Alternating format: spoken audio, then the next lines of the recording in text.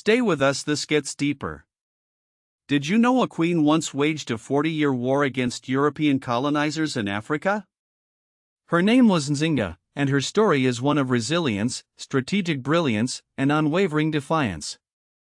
But why has she been largely forgotten by mainstream history?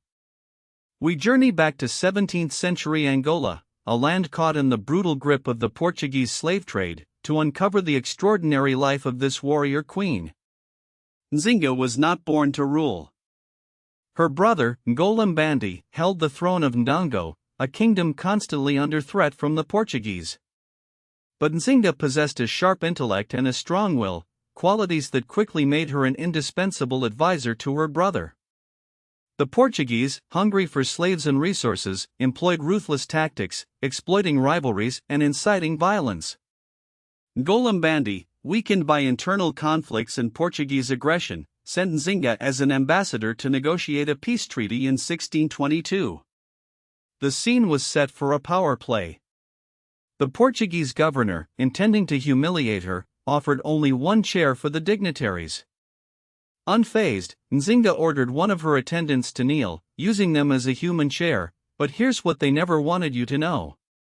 Immediately establishing her authority. Her negotiation skills were masterful. She secured a temporary peace, but she knew it wouldn't last. The Portuguese were not to be trusted. Soon, the treaty crumbled, and Ndongo was plunged back into war. Faced with mounting pressure and internal betrayals, Ngolambandi took his own life. The kingdom teetered on the brink of collapse. It was then that Nzinga declared herself queen. She adopted male attire to subvert patriarchal expectations and rallied her people, promising to drive out the Portuguese and restore Ndongo's independence. She understood, stay with us, this gets deeper. That she needed allies. She forged alliances with other African kingdoms and even with the Dutch, who were also vying for control of the region.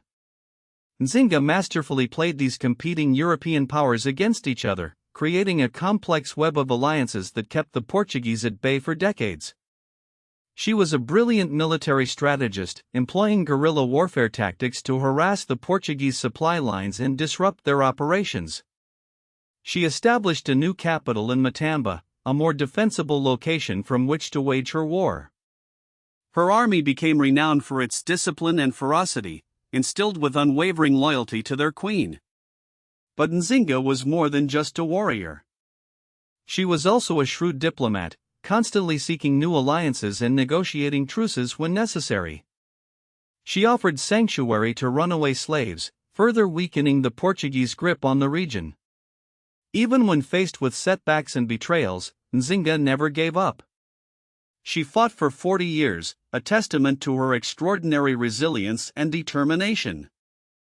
Finally, in 1657, a peace treaty was signed recognizing Nzinga as the Queen of Ndongo and Matamba. She ruled until her death in 1663, at the age of 82. Even after her death, Nzinga's legacy continued to inspire resistance to colonial rule. So why is her story not more widely known? Perhaps it is because her defiance challenged the narrative of European dominance. Perhaps it is because her story complicates the simplistic view of African history. Whatever the reason, it is time to reclaim Nzinga's place in history as one of the greatest leaders Africa has ever produced.